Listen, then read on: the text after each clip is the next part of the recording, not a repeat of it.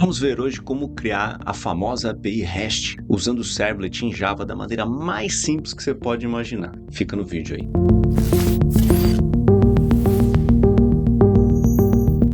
Fala pessoal, hoje eu vou mostrar para vocês como implementar a famosa API REST, utilizando uma entidade simples para fins didáticos, mas bem completinha, implementando aí os métodos GET, POST e DELETE. Mas antes de começarmos, não se esquece de se inscrever no canal, você vai ficar atento aos próximos vídeos, não só de Java, como de lógica de programação, Angular, de diversos outros assuntos sobre desenvolvimento de sistemas. Então, se inscreve aí no canal. Galera, REST é uma arquitetura proposta lá nos anos 2000 por Ray Fieldman, numa tese de doutorado, e o nome dessa arquitetura proposta por Ray é REST. REST é uma abreviação de Representational State Transfer, em português seria transferência de estado representacional. É um estilo de arquitetura de software que define um conjunto de restrições a serem usadas para a criação de um tipo especial de web services, que foram denominados como Web Services RESTful. Elas fornecem interoperabilidade entre sistemas de computadores na internet, o que significa, na prática, que elas servem para sistemas diferentes se comunicar. Ela é pautada em alguns princípios. O primeiro é protocolo cliente-servidor sem estado. Palavra comum dessa arquitetura é stateless, que significa sem estado. Esse princípio estabelece que cada mensagem HTTP contém toda a informação de que ela precisa e não tem persistência de nenhum tipo de estado dentro de uma aplicação.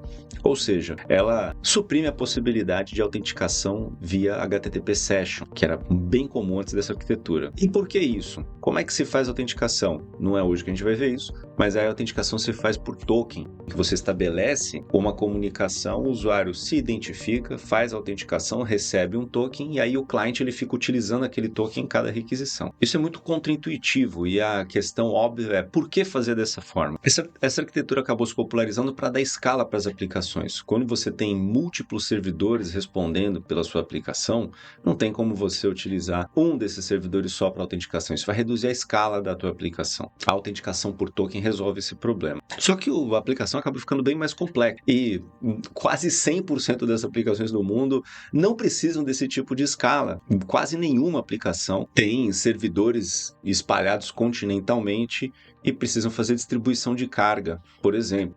Mas então por que se popularizou? Se popularizou porque as gigantes de tecnologia possuem aplicações que têm esse tipo de problema de escala. E são elas que financiam, são elas que promovem as ferramentas que nós usamos. Elas acabam se popularizando, não só linguagens, mas frameworks e bibliotecas acabam se popularizando muito por causa de Google, Microsoft, Oracle, IBM e etc. Um outro princípio é o conjunto de operações bem definidas. A gente utiliza para uma mesma URI, que é o terceiro princípio, uma sintaxe universal para requisições REST, nós utilizamos os métodos para estabelecer o que deve ser feito. Se deve ser feito um post, um put, um delete ou um get. Esses 4 métodos acabam estabelecendo o que conhecemos por CRUD, que são as operações básicas de manutenção de dados. C de create, R de read, U de update e D de delete. Bom, mas agora vamos parar de papo furado e ir direto para ação, beleza? Olha só, cá estou eu com o NetBeans aberto e vou criar um novo projeto de aplicação web usando Java with End. Vou chamá-lo aqui de Backend App. Habilito aqui o uso dedicado de pasta para armazenar a biblioteca. Já está pré-selecionado aqui o Glassfish Server. Clico em Finish. Eu, por enquanto, não vou fazer nada aqui no index. Aqui em Source Packages, eu vou começar criando um Java Package chamado Model. E dentro desse Package Model, eu vou criar um Java Class chamado Test. Deixa eu remover esses comentários inúteis para sobrar mais espaço aqui. O que eu vou fazer aqui é declarar uma string chamada title. Vai ser o único atributo da nossa classe. Vamos fazer uma classe bem simplesinha, porque afinal de contas é um exemplo didático. Quando eu declaro esse atributo, não só o NetBeans, como qualquer outra IDE, colocamos com o botão direito, tem alguma opção do tipo Insert Code. Nesse caso aqui, eu vou fazer um encapsulamento do title. Ele tem aqui uma opção chamada Getter e Setter. Quando eu faço isso, eu marco os atributos desejados. No caso da nossa classe aqui só tem um, então só tem ele. Eu clico aqui em Encapsulate Fields, clico em Generate e ele gera o método get e o método set para esse atributo, tornando-o private.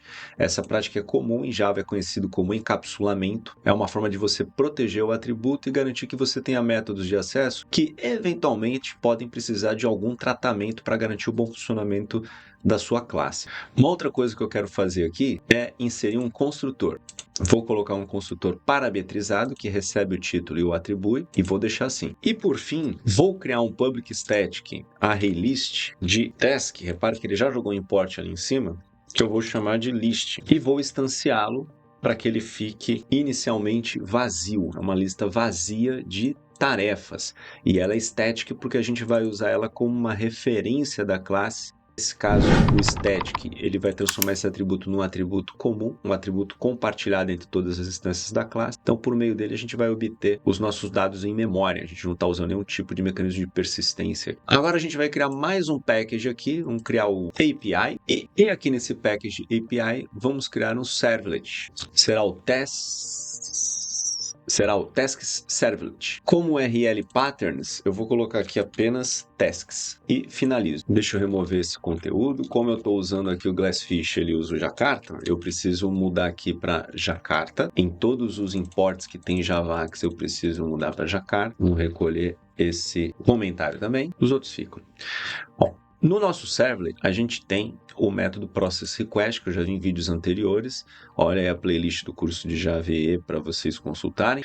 E tem aqui uma área oculta, retraída, aqui um texto, em que já foram predefinidos aqui no template o método do get, que chama o processRequest, e o método do post, que também chama o processRequest. Então, na prática, o que a gente tem aqui? A gente tem os dois métodos invocando o processRequest. Aí a gente escreve o que a gente quer fazer no nosso servlet apenas em um método. No nosso caso, no caso de uma API, isso não tem tanta utilidade, porque o que vai ser feito no get, o que vai ser feito no post, o que vai ser feito em cada método, vai ser um procedimento diferente. Então, nesse caso, eu não preciso desse método, eu posso removê-lo. Claro que vai acontecer erro aqui, eu apago a chamada também do processRequest, porque não tem sentido deixá-lo aqui. Deixa eu recolher esses comentários para o código ficar mais visível aqui, ok? Só que eu vou precisar do get, do post e do delete. Eu comentei no vídeo, eu preciso de um método para ler a lista de tarefas, um método para postar uma nova tarefa, um método para deletar uma tarefa postada. Então, em qualquer lugar do código, dentro da classe, mas não dentro do método, eu clico com o botão direito. Então, eu vou fazer isso depois do post aqui, ó, botão direito, Insert Code. Tem uma opção chamada Override Method, porque o HTTP Servlet, ele já tem na sua classe estendida as implementações do delete, do head, do option, do put, do trace, de todos os métodos e outros métodos também disponíveis para uma requisição HTTP. Um deles, que é o que vamos usar, é o do delete. E eu clico aqui em Generate, ele implementa aqui um método invocando o do delete da classe Py, que não é implementado, nem faz sentido deixar isso aqui. Eu posso apagar. Só para ficar tudo igual, eu vou jogar o throw lá para cima nos outros dois métodos, assim eles vão ficar com a estrutura bem parecida. No método que foi criado aqui, ele não colocou a documentação do Javadoc, então como ele vai ser bem parecido, eu posso copiá-lo aqui, colar aqui. Aqui não é push, delete.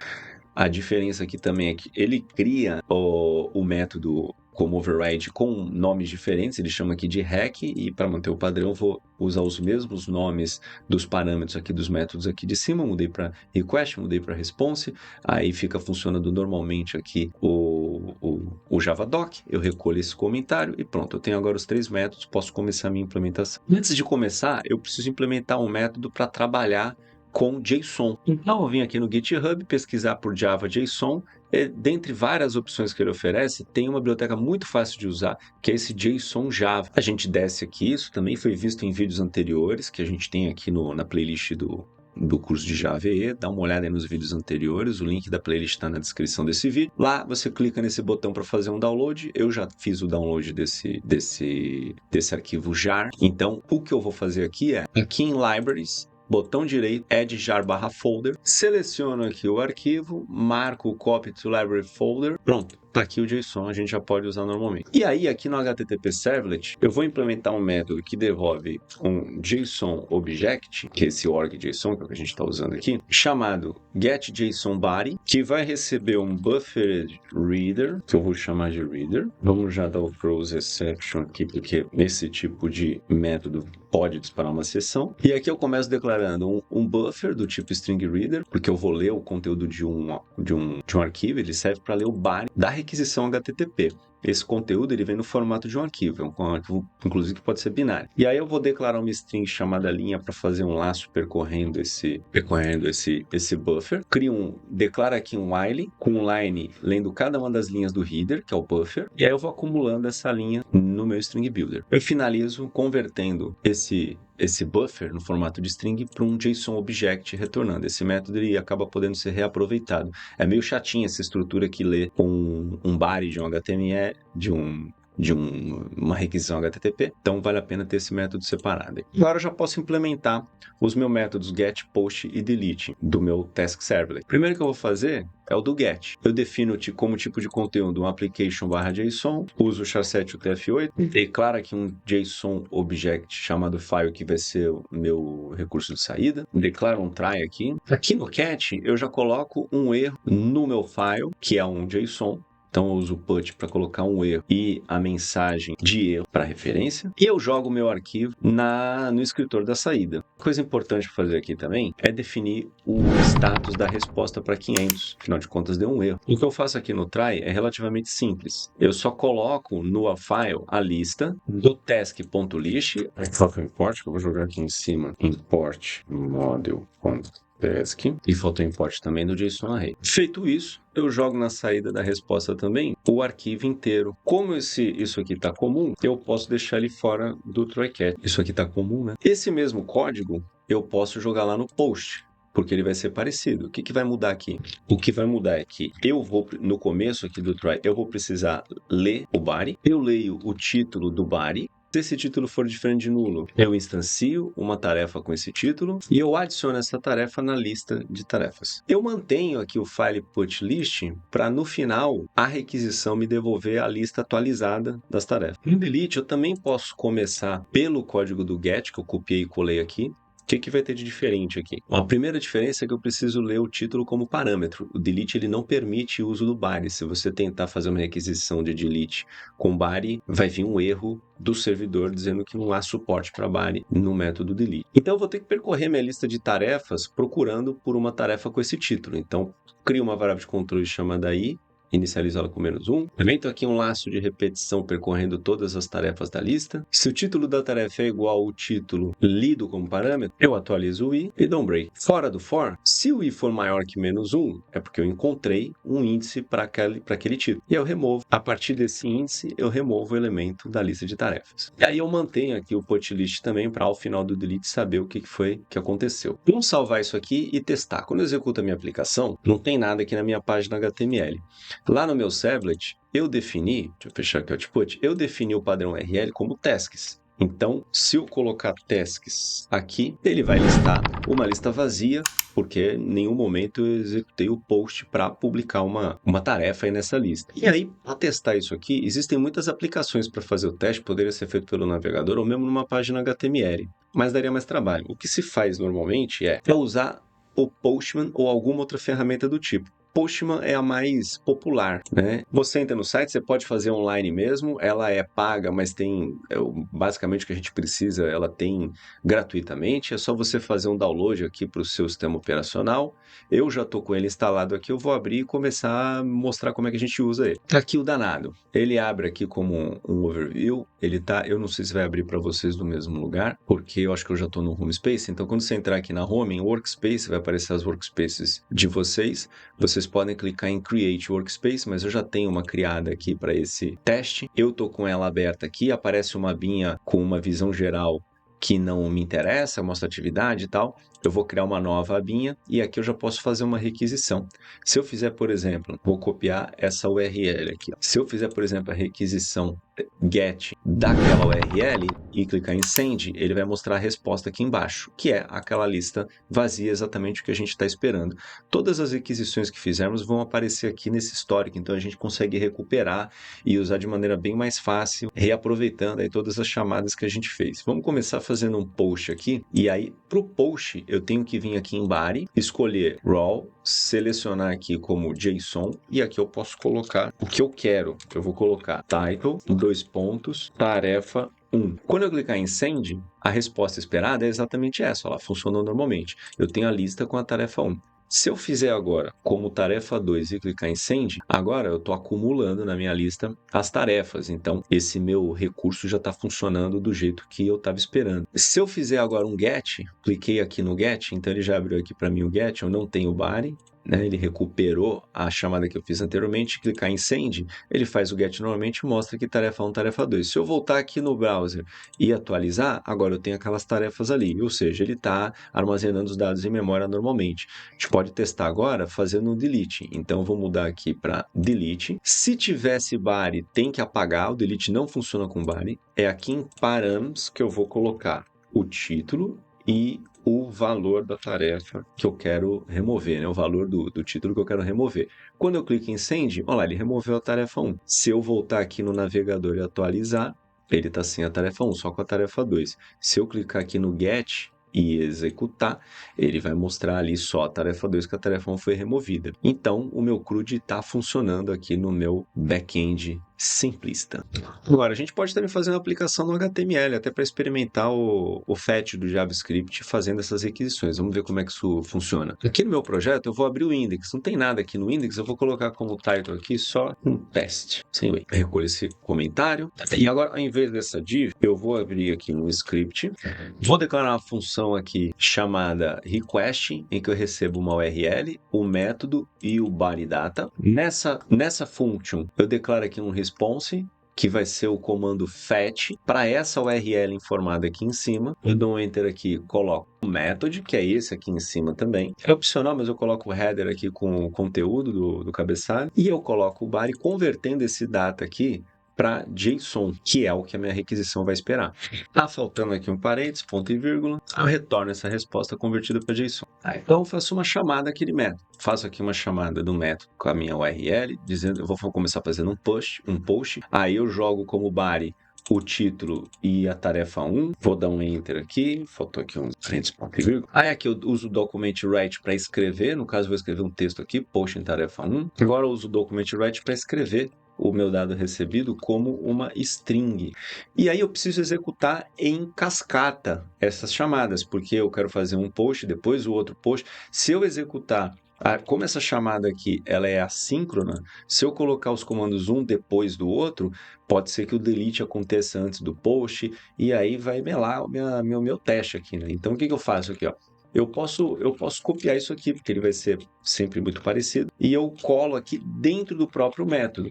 Então, eu vou fazer agora um outro post para a tarefa 2. Depois que eu tenho esses posts, a gente pode fazer aqui um get, e aí eu faço um get sem aqui um body, né? Escrever aqui get. Aí, eu faço um outro, eu vou ver como é que ficou a lista. Eu vou fazer um delete. Aí, no caso do delete, a gente precisa colocar aqui na URL o title que eu quero deletar, o tarefa 1. E aí eu posso colocar um outro get. Vamos salvar isso aqui, vamos ver se já está funcionando. Para garantir que a lista está vazia, eu dou um deploy aqui, e aí como ele vai reimplantar, aquela lista vai ficar vazia. E agora, quando eu abro a minha página, olha, post em tarefa 1, ele mostra aqui como que está a lista só tem a tarefa 1. Post em tarefa 2, agora a minha lista tem duas tarefas, a 1 e a 2.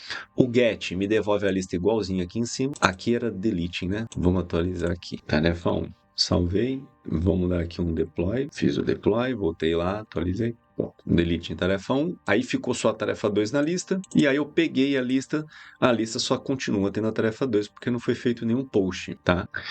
E é isso aí, acho que deu para entender como é que funciona esse mecanismo, essa arquitetura REST, que hoje é muito popular, super difundida, praticamente todas as aplicações, todos os projetos de aplicação web utilizam o REST como arquitetura para uma API interoperável com outros sistemas, e eu espero que você tenha gostado. Se gostou, dá o joinha aí, curte, comenta, compartilha, ajuda esse conteúdo a chegar a outras pessoas que, como você, têm interesse nessa área de análise e de desenvolvimento de sistemas. E não se esquece de se inscrever aí no canal para ficar atento às novidades, ativa o sininho aí e fica atento aos novos vídeos que vão pipocando por aqui, beleza? Valeu, pessoal, até a próxima.